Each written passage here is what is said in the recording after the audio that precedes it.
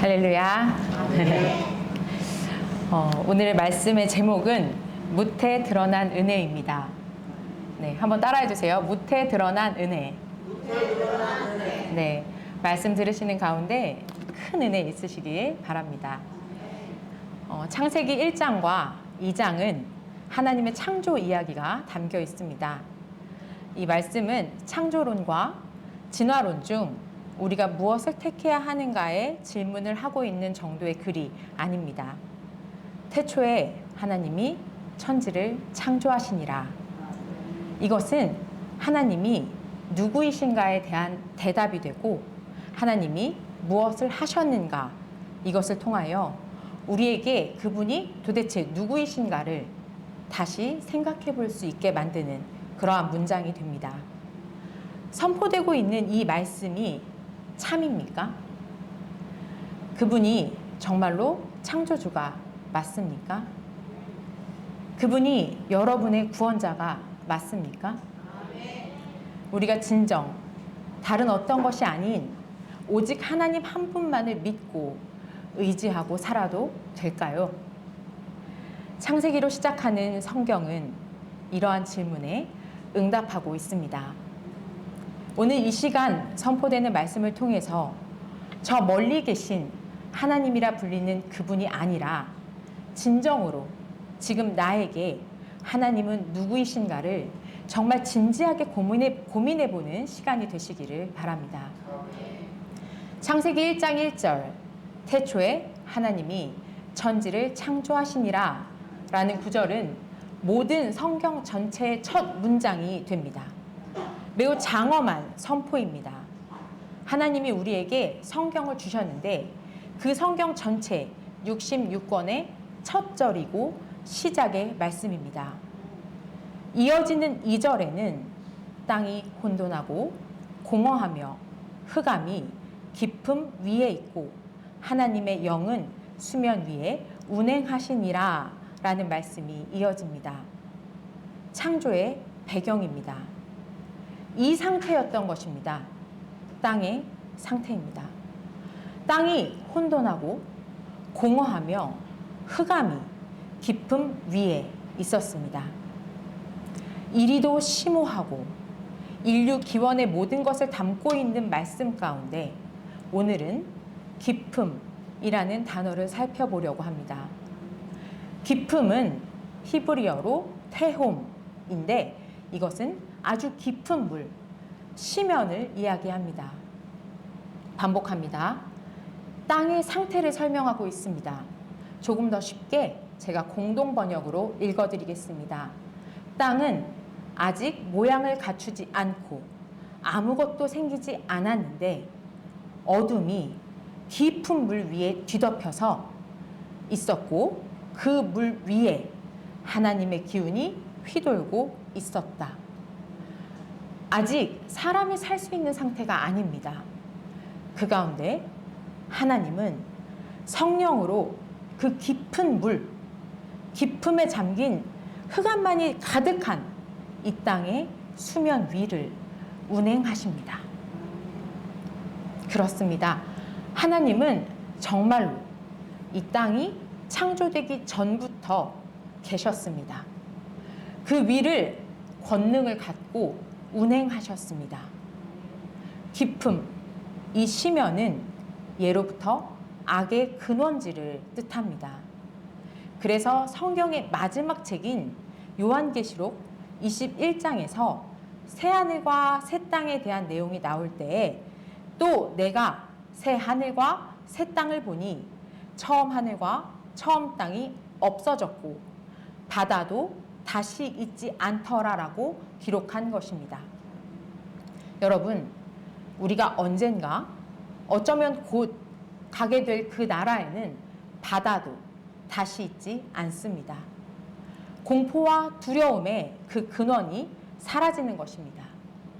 나라와 나라의 경계를 가르던 그 바다가 사라지고 오직 하나님 나라, 거룩한 성, 새 예루살렘만이 존재하게 됩니다. 다시 오늘의 본문 창세기로 돌아와 보겠습니다. 이렇듯 두려움과 공포의 대상, 악의 생산지인 이 깊은 물, 시면, 태홈을 주님께서 가르십니다. 물 가운데 궁창을 만들어 궁창 아래의 물과 궁창 위의 물을 가르십니다. 그리고 9절입니다. 하나님이 이르시되 천하의 물이 한 곳으로 모이고 묻이 드러나라 하시니 그대로 되니라. 하나님이 말씀하셨습니다. 하늘 아래에 있는 물들이 한 곳으로 모이고 마른 땅이 드러나거라 하시니 그대로 된 것입니다. 묻은 땅의 다른 표현입니다. 묻은 땅 중에서도 섬이 아니라 본토를 뜻합니다. 이렇게 해서 지금 우리가 살고 있는 이 터전이 만들어진 것입니다. 하나님은 당시 사람들에게 두려움의 대상이었던 바다를 말씀으로 가르시고는 우리가 살 수 있는 땅, 묻, 본토를 제공해 주셨습니다.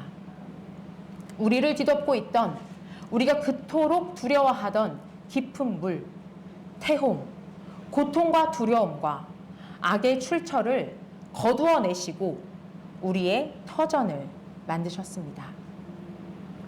이 얼마나 놀라운 창조의 이야기입니까? 그렇게 땅을 만드시고 하나님은 그 땅에 자신의 형상을 따라 하나님의 모양대로 아담을 만들고 미리 준비한 모든 것들을 누리고 다스리게 하셨습니다. 꼭 아이를 임신한 부모가 아이를 위해서 방을 준비하는 모습과도 같습니다.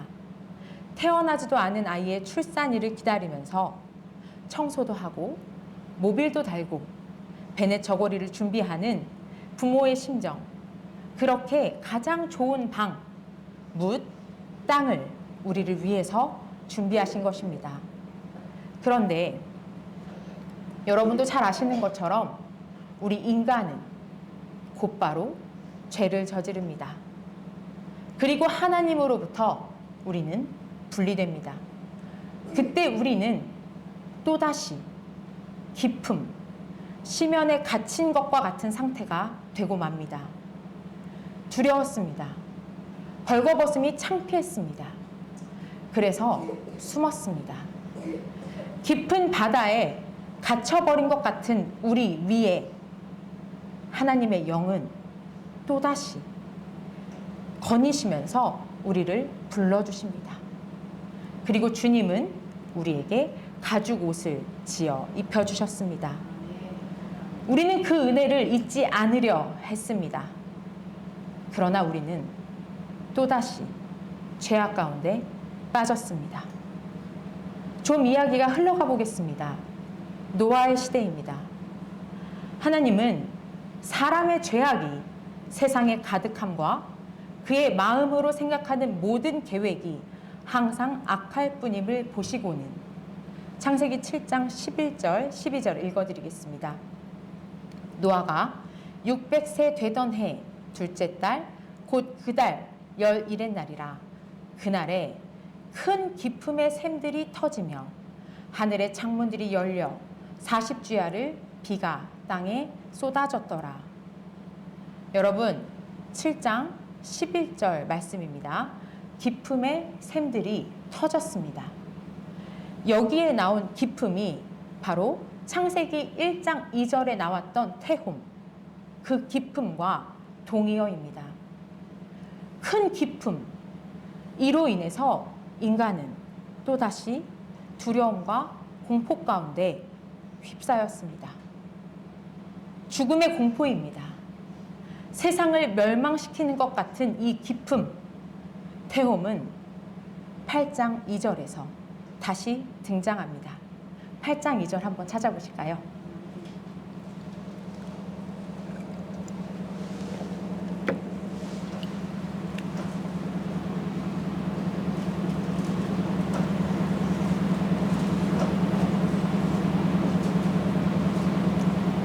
합독하겠습니다. 기품의 샘과 하늘의 창문이 닫히고 하늘에서 비가 그치매 그렇습니다. 여기에 나온 이 기품을 하나님께서 또다시 우리를 위해서 막아주셨습니다. 그래서 다시 땅, 묻이 드러나고 방주 안에 있던 노아를 비롯한 피조물들이 다시 살았습니다. 여러분 아시겠습니까?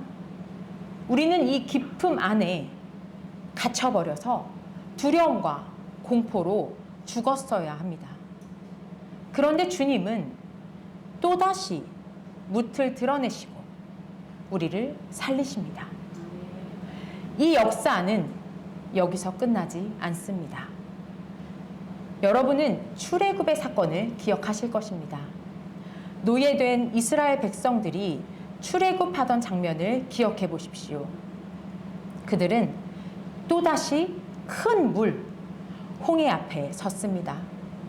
그야말로 진퇴양난입니다. 뒤에는 애국 군대가 따라오고 있습니다. 우리의 앞은 망망대해입니다. 앞으로 가도 뒤로 가도 죽는 것은 매 한 가지입니다. 그때입니다. 출애굽기 15장 8절입니다. 주의 콧김에 물이 쌓이되 파도가 언덕같이 일어서고 큰 물이 바다 가운데 엉기니이다. 주의 콧김은 성령을 말합니다. 또다시 성령께서 개입해 주셨습니다.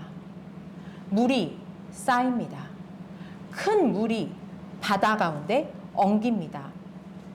여기서 말하는 큰 물이 창세기 1장 2절의 태움, 그 깊음이고 노아의 홍수 때 그 깊음, 두려움을 뜻하던 그 깊음입니다.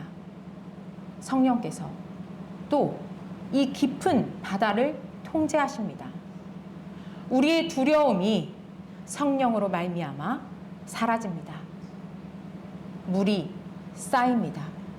이제 우리는 다시 마른 땅, 무트로 건널 수 있습니다. 그러나 바로의 군대는 어떻게 되었습니까? 15장 5절입니다. 깊은 물이 그들을 덮으니 그들이 돌처럼 깊음 속에 가라앉았도다. 바로 그 깊은 물, 시면, 고통과 두려움의 출처가 그들을 덮쳤습니다. 그들은 그 깊음으로 가라앉고 말았습니다. 고통과 두려움, 악의 근원지 속으로 가라앉고 사라져버린 것입니다. 역사를 따라서 조금 더 가보겠습니다. 여호수아서로 넘어갑니다. 여호수아서 4장 22절입니다. 함께 찾아주시겠습니까?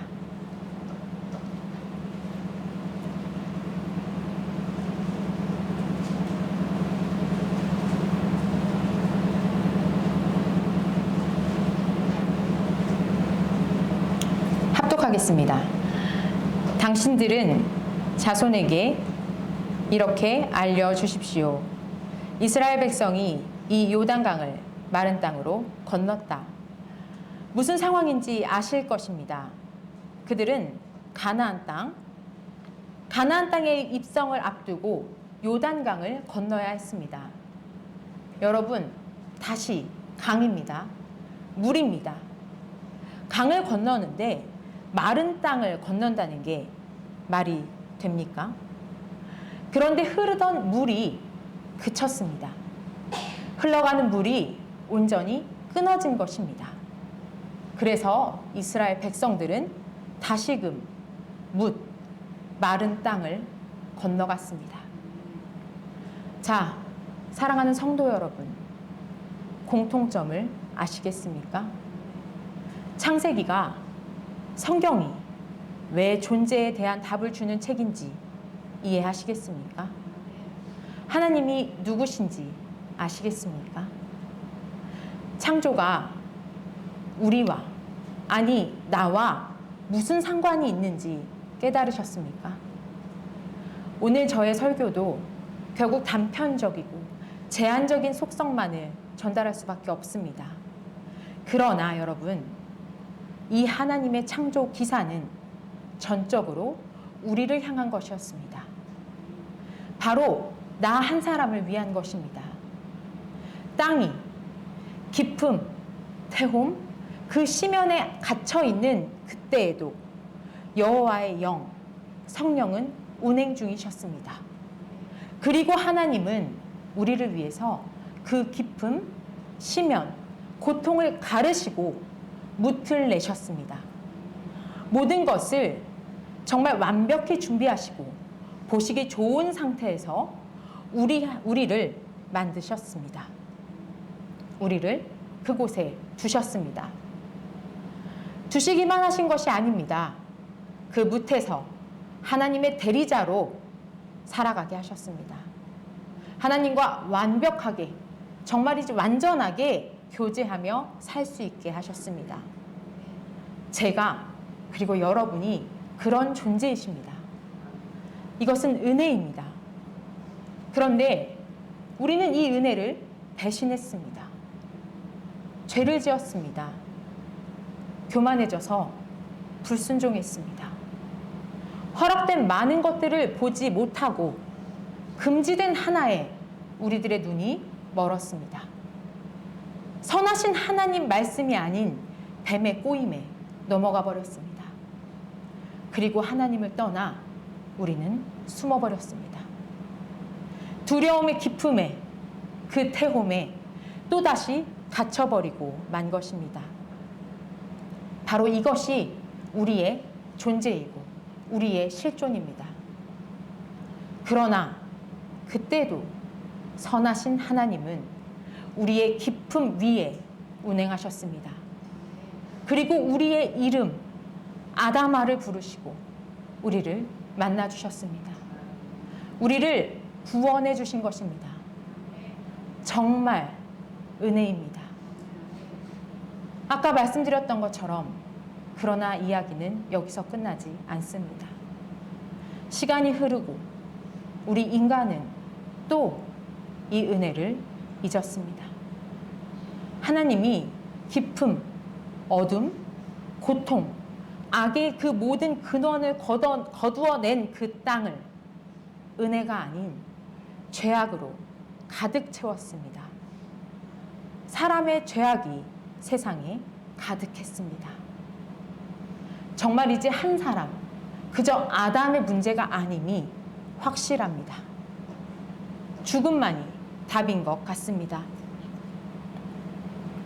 그래서 선하신 주님은 이 악을, 이 깊음을 태움으로 쓸어버리셨어야 했습니다. 그리고 그렇게 하셨습니다. 깊음의 샘들이 터졌습니다. 그러나 이것으로 끝나지 않았습니다. 방주, 우리에게 방주를 주시고 방주에 탄 사람들은 다시금 뭇, 땅을 밟게 하셨습니다. 창조의 그 뭇, 그 땅을 다시 허락하신 것입니다. 정말 놀라운 은혜입니다. 다시금 땅을 밟은 노아와 가족들의 마음이 어떠했을까요? 깊음, 그 태움의 한복판에서 어디로 가는지도 모르고 떠다니다가 뭇, 살아갈 터전을 밟은 것입니다. 우리가 이 은혜를 받은 자들입니다. 어디 이뿐입니까?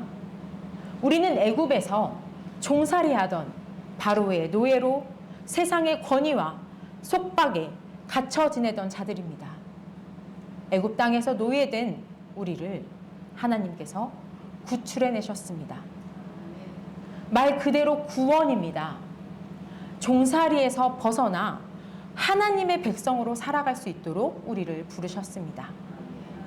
그러나 그 시작이 사람들이 이야기하는 꽃길과 달랐습니다. 우리는 홍해 앞에 서야 했습니다. 끝도 없이 우리를 집어 삼킬 것 같은 그 바다, 그 깊은 태움 앞에 섰습니다. 애국 군대가 따라와서 후퇴도 못합니다. 그때 하나님의 영이 바다를 가르시고 마른 땅, 뭇을 드러내셨습니다. 답이 없는 그 상황에, 길이 없는 그곳에 살 길을 내어주셨습니다. 그래서 우리는 마른 땅을 건넜습니다. 아마도 따라오던 애국 군사 입장에서는 이해가 가지 않았을 것입니다. 죽을 길을 갑니다. 바다로 그들이 사라집니다. 깊은 바다로 들어가 버립니다. 그야말로 죽음을 선택한 것 같습니다. 진정 죽음입니다. 그러나 이 길만이 생명의 길입니다. 이 뭇을 건넜습니다. 바다가 벽이 되어서 그 길을 건너는 정말로 만화 같은 상상조차 하기 힘든 일이 벌어졌습니다. 그런데 그들은 여전했습니다. 바뀐 것이 없습니다. 영 죽을 자를 살려놨는데 단지 먹을 것이 없어서 갈증이 나서 하나님이 주신 땅의 거류민이 두려워서 불평했습니다. 불만이 가득한 채로 그 길을, 바로 생명의 길을, 해방의 길을, 그 뭇을 입을 삐죽거리며 걸어갔습니다. 노예 시절을 그리워하기도 했습니다. 그런 그들이었습니다. 그런데 하나님은 그들을 내치지 않으셨습니다. 한 번 더 보여주셨습니다. 요단강을 건너는 그들 앞에 또다시 물이 그쳤습니다. 마른 땅을 건너게 하셨습니다. 구원의 길입니다. 우리가 잘한 것이 아무것도 없습니다. 은혜라는 말로밖에는 설명할 길이 없습니다. 여러분, 지금 제가 설명드린 이 구원의 길 옆에는 늘 파도가 서 있었습니다. 이 언제 멈춘 이 물이 우리를 다시 압도할지는 아무도 모릅니다. 또다시 두려움과 공포 가운데 공허와 혼돈함으로 그 가득한 깊음, 태움에 빠져버릴지 모르겠습니다.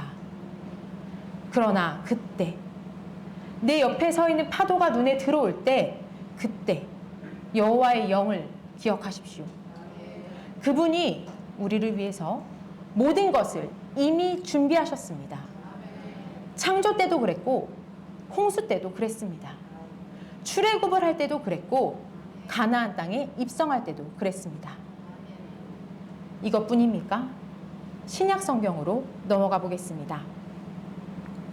예수님도 항해를 많이 하셨습니다. 마가복음 4장의 항해를 예를 들어보겠습니다. 거라산 지역으로 배를 타고 예수님께서 이동하시고 계십니다. 거센 바람이 일어나서 파도가 배 안으로 덮쳐 들어와서 정말 죽게 생겼습니다. 제자들은 주무시는 예수님께 선생님이여, 우리가 죽게 된 것을 돌보지 아니하시나이까 하고 말하였습니다. 그들은 기쁨에 태홈에 압도되었습니다. 두려움과 공포로 주님께 따져 물었습니다. 그러나 주님은 제자들의 믿음 없음을 꾸짖으시면서 그 바다 태홈을 잠잠케 하셨습니다. 이런 예는 성경 속에 얼마든지 더 있습니다. 여러분, 뭇을 걷고 있음을 잊지 마십시오. 옆에 쌓여 있는 기쁨, 태홈, 파도에 눈을 빼앗기지 마십시오. 마태복음 14장입니다. 바다 위를 걸어오시는 예수님 이야기를 기억하실 것입니다. 풍랑 있는 바다에 예수님께서 걸어오시고 계십니다. 바다 위를 걸으신다는 것은 예수님께서 바다 위에 우뚝 서신 것입니다. 바다를 누르고 바다를 이기고 서신 것입니다. 이 모습을 보고 제자들은 유령이라고 소리칩니다. 그들은 깊은 바다, 태홈을 이길 수 있는 존재를 여태까지 본 적이 없습니다. 그래서 그들은 주님을 유령이라 부른 것입니다. 그렇지만 예수님은 두려워하지 말라고 하십니다. 유령이 아니라 예수님임을 밝히십니다. 예수님의 이 존재 앞에 베드로가 용기가 생깁니다. 믿음이 생깁니다. 두려움이 사라졌습니다. 그래서 주여, 만일 주님이시거든 나를 명하사 물 위로 오라 하소서 하고 말합니다. 그러자 예수님께서 오라 하셨습니다. 매우 긴장되는 순간입니다. 그런데 베드로는 예수님만 보이나 봅니다. 두려움 따위는 안중에도 없습니다. 그 깊음, 태홈이 그를 집어삼키지 못합니다. 베드로가 배에서 내려서 물 위로 걸어서 예수님께 갑니다. 그런데 그 순간 갑자기 불어오는 바람이 눈에 들어왔습니다. 바람을 봤더니 무서웠습니다. 바닷속으로, 깊음으로, 태움으로 빠져갑니다. 여러분, 주님과 함께하면 두려움의 본거지인 바다도 무치됩니다. 우리가 이 바다, 이 태움 위에 우뚝 서서 한 걸음 한 걸음 나아갈 수 있는 것입니다. 비록 베드로가 믿음이 작아서 의심해서 깊음의 바다에 빠졌지만 그때도 구원자이신 물에서 우리를 건져줄 예수님께서 함께 계셨습니다. 걱정하지 마십시오. 두려워하지 마십시오. 주님께서 이미 창조 전부터 이 깊음, 혼돈과 공허로 우리를 두렵게 만드는 이 악한 모든 것들 위에서 성령으로 운행하시며 그것들을 다스리셨고 우리의 모든 죄악된 순간 때마다도 그 깊음과 그 태움을 다스리셔서 우리를 성령께서 말리신 그 마른 땅, 그 무트로 걸어가게 하셨습니다. 자, 사랑하는 성도 여러분, 이제 제가 서두에 했던 그 질문 앞에 다시 서봅시다. 하나님이 누구이신가요? 나와 그분은 무슨 상관이 있으신가요? 이 질문에 진정으로 답하실 수 있겠습니까? 그분은 단순히 이 세상을 창조하신 창조자라는 말로 다 설명되지 않습니다. 그 창조는 전적으로 우리를 향해 있습니다. 자신이 창조한 형상이 죄로 인해 일그러진 것 같을 때에도 그분은 우리를 사랑하셨습니다. 하나님이 우리를 구원하셨다는 것을 고백하실 수 있겠습니까? 구원이야말로 어떠한 관계 안에서 사용되는 말입니다. 구원, 건전의 대상이 필요합니다. 깊음이, 태홈이 우리를 집어삼키려 할 때마다 바다를 가르시고 바다를 세우시고 우리가 갈 길을 내셨으며 우리는 눅눅한 길이 아니라 마른 땅으로 건너갈 수 있게 하십니다. 그렇게 결국 또 한 번의 결국 그때마다 주님은 우리를 살려내셨습니다. 그뿐이 아닙니다. 바다를 제어하시고 주님은 그 위에 우뚝 서셨습니다. 우리 또한 동일하게 출렁이는 이 바다 위에 서게 하십니다. 그 위를 걸을 수 있게도 하십니다. 그러면서 이 바다, 태홈은 어차피 없어질 바다임을 계시록을 통해서 이미 보여주셨습니다. 여러분, 사라질 것에 메인바 되어서 살지 마십시오.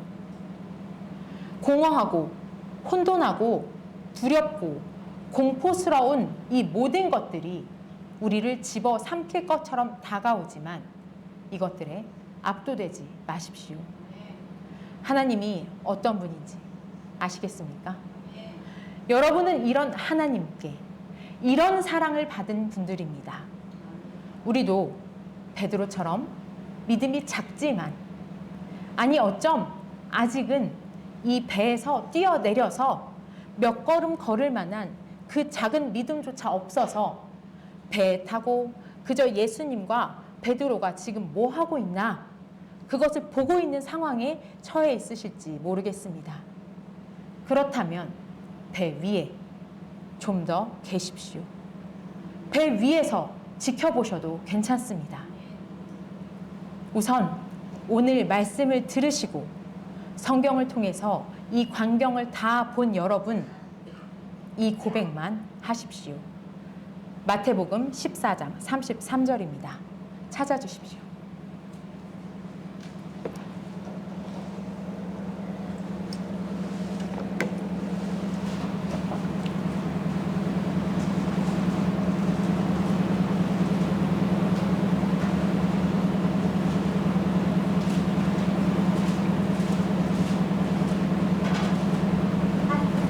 (14장 33절입니다)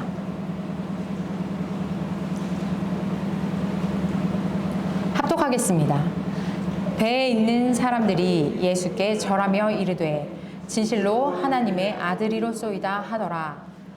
자, 따라해 보겠습니다. 진실로 하나님의 아들이로소이다. 배에 타고 이 광경을 목격한 사람들, 바로 제자들이 예수님이 하나님의 아들임을, 자신들의 신앙을 고백한 것입니다. 하나님의 아들이라는 것은 예수님이 하나님과 동등하신 분임에 대한 고백입니다. 이 모든 것이 하나님으로부터만 가능함을 믿기 때문에 예수님이 하나님이십니다 라고 고백한 것입니다. 그런데 이 고백을 어떻게 합니까? 배에 있는 사람들이 예수께 절하며 이르되, 배는 성경 속에서 교회를 뜻합니다. 절하다라는 것은 경배하다, 예배하다입니다. 오늘 우리의 이 예배가 바로 이 고백을 하는 자리입니다. 거기서부터 시작입니다. 이 고백을 하시고 이 모습을 보신 분들은 분명 바다 위, 공포와 두려움의 깊은 구렁텅이, 태홍, 모든 악의 근원이자 출처를 예수님의 이름으로 밟고 서실 수 있습니다. 죽어서만이 아닙니다. 지금 오늘 살아서도 가능합니다. 성령께서 함께 하십니다. 아직 그것이 정말 먼 이야기처럼 느껴지신다면 오늘의 고백을 기억하시며 그날을 소망하십시오. 그리고 그 믿음을 주님께 구하십시오. 주님께서 이미 다 준비해 놓으셨습니다. 우리는 이 은혜를 이미 받은 자들입니다. 기도하겠습니다. 하나님 아버지, 기억하겠습니다. 우리가 밟고 있는 이 땅이 주님께서 준비해 주신 것입니다. 주님께서 모든 공허하고 혼돈한 두려움과 악을 가득 품은 그 기품을 이미 거두시고 우리를 위한 무틀 준비해 주신 것입니다. 때로는 우리들의 현실이 흔들리지 않는 이 땅이 흔들린다고 느껴지고 기품으로 우리를 마냥 끌고 가는 것처럼 느껴지지만 오늘 주신 말씀 기억하면서 주님을 바라보겠습니다. 그래서 주님 드러내 주신 무틀 믿음으로 걷겠습니다. 혹 파도가 안 거친다면 파도 위를 걸을 수 있는 믿음을 주신 주님을 의지해서 그 위에 일어서 보겠습니다. 두려움과 고통에 압도되지 않고 주님께만 절하며 우리들의 믿음을 고백하며 버티고 견디겠습니다. 우리들의 발로 땅을 밟는 모든 순간이 모여 인생이 됩니다. 우리들의 이 인생길의 걸음마다 오늘 이 기도가, 이 결단이 기억나게 하여 주시옵소서. 예수 그리스도의 이름으로 기도드립니다.